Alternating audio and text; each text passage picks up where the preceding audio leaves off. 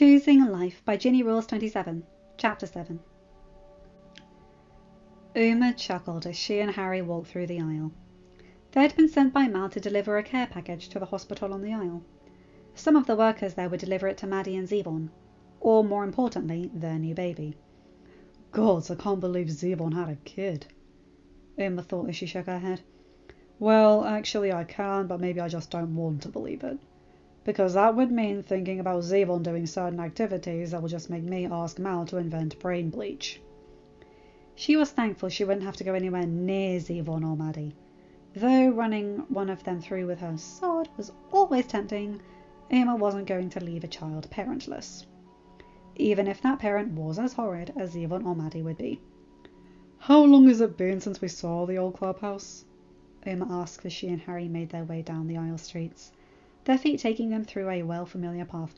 I was just going to ask that, actually, Captain, Harry said with a small chuckle. Though I'm sure Henry's kept our clubhouse well protected. Or at least he did when he was on the aisle. Harry, no one but you, me, Mal and Jane knew where the clubhouse was. You may have a point there, Harry said as Uma shook her head slightly.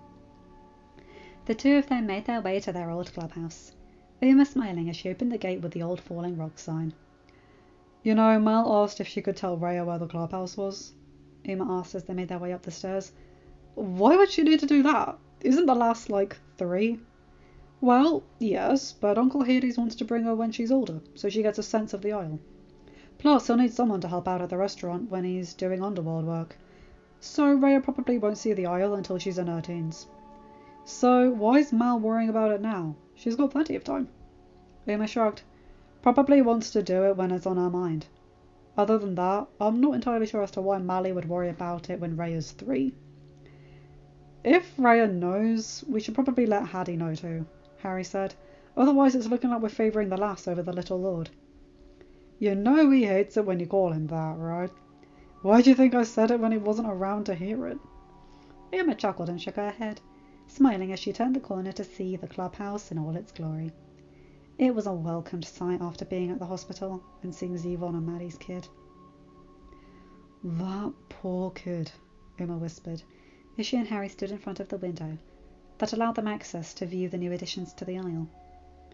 If I didn't know the uproar it would cause, I almost want to kidnap him. He's got Harry's hair too, Uma thought as wisps of black hair poked out of the hat the hospital had given Matt. And I'm a godling with a father who has friends on the other side. Who's to say if I'd show signs of pregnancy anyway? She wasn't 100% sure she wanted kids. Her job would keep her away from them too long. Growing up on the aisle taught her that kids deserve to be with their parents and vice versa. But what Uma did know was that the child in front of her deserved more than a future where Zevon would be his father and Maddie his mother. And I'd help you with that, Captain, Harry whispered back, pulling him out of her thoughts. If it wasn't going to cause extra stress for Mal. What with her condition and all. Uma looked over and gave him a small smile. I know. And as strange as this might sound for me to say, at least the kid has Gisela. She's sensible enough that she'd make sure the kid had a fighting chance. If all this kid has are the 2 wackos he'll have to call parents, trust me, he'd be gone by now. Harry gently rubbed her back as the two of them looked at Matt. I can't help but feel bad for the lad, though, he whispered. It's not like there's many kids on the aisle anymore. He'll be lonely.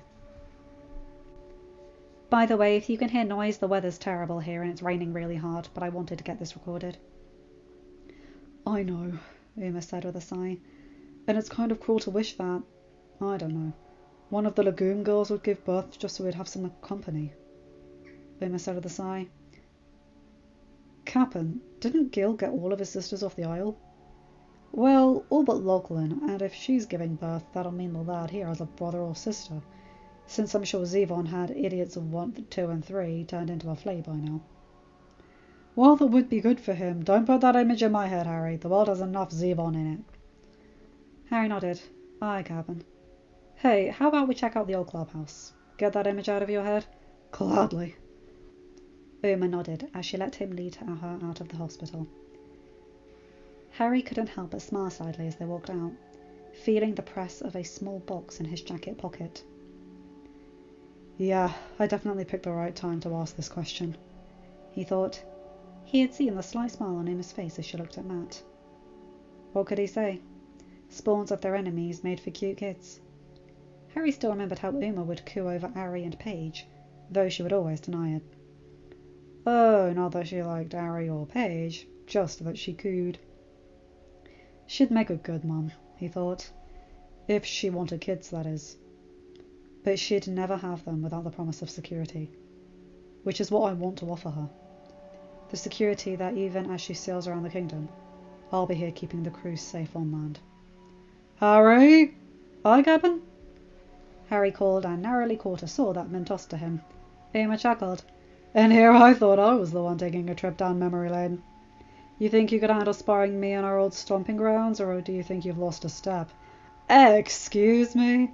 Who was the one who taught you how to use a sword, Uma? And who's beaten you every time we've sparred since then, Harry? Harry shook his head and grabbed his sword. Bending down, he swiftly pulled a small bouquet of blue daisies out of his jacket and secured them to the hilt of his sword before unsheathing it.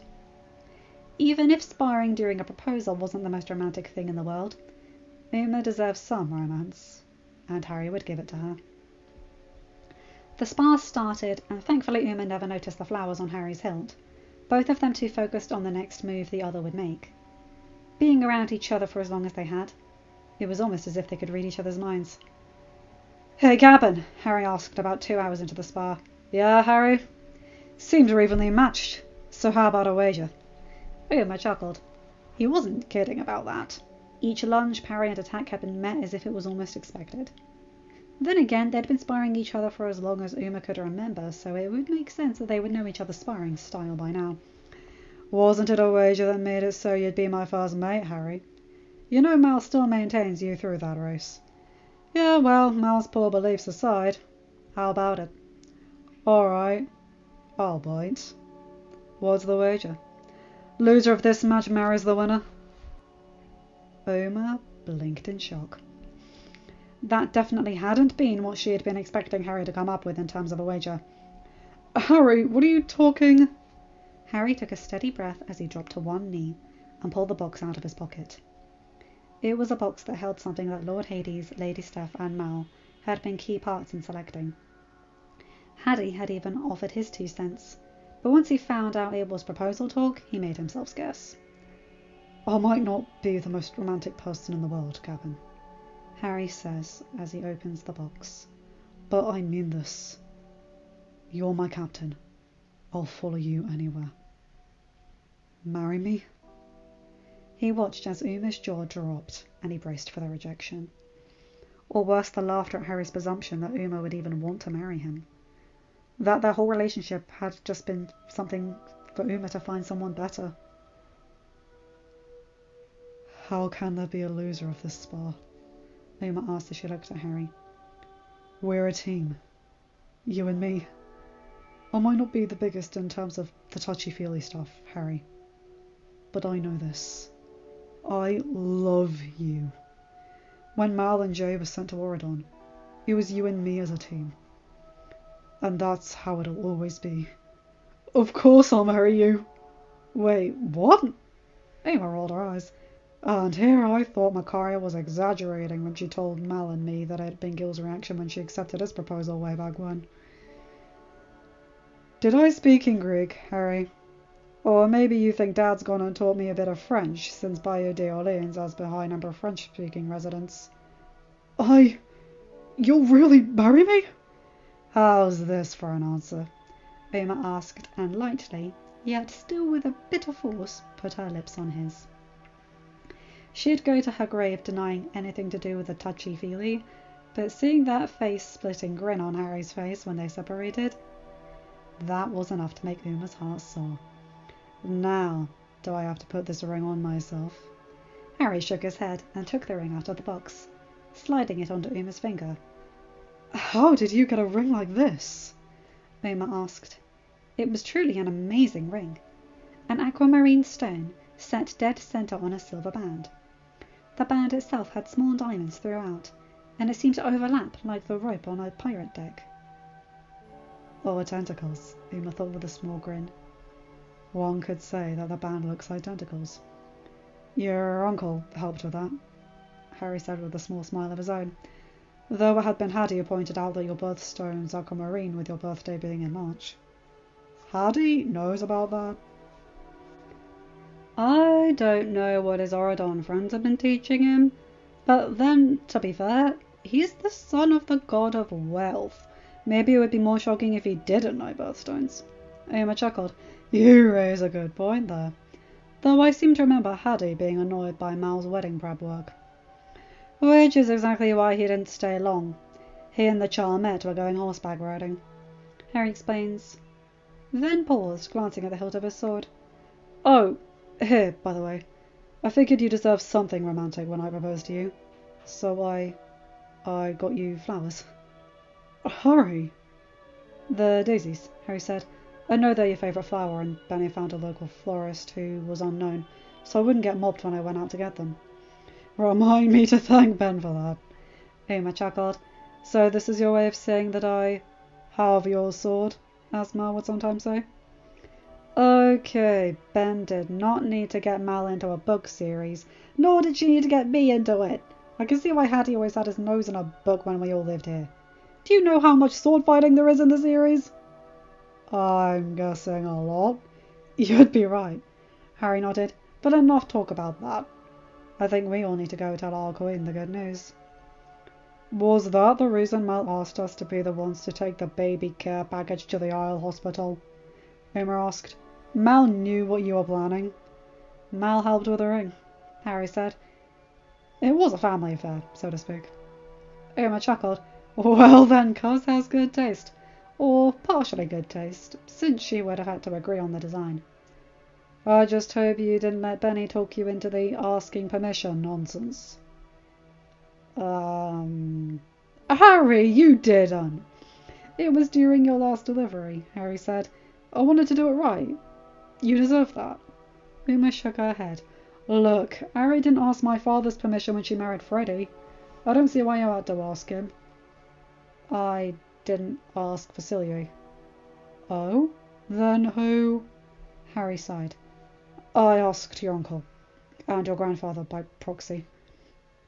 Out of everyone on the Isle, he's the adult you're closest to, and really, if you tell anyone this, I'll deny it, but Lord Hades and Lady Steph are the only adults on the Isle who I want to make proud. I mean, I know they're not on the Isle anymore, but still. And Lord Poseidon isn't exactly someone I want to disrespect. He's the god of the sea, after all, and with you sailing all the time for your job. Uma smiled and stood up on her tiptoes to kiss Harry on the cheek.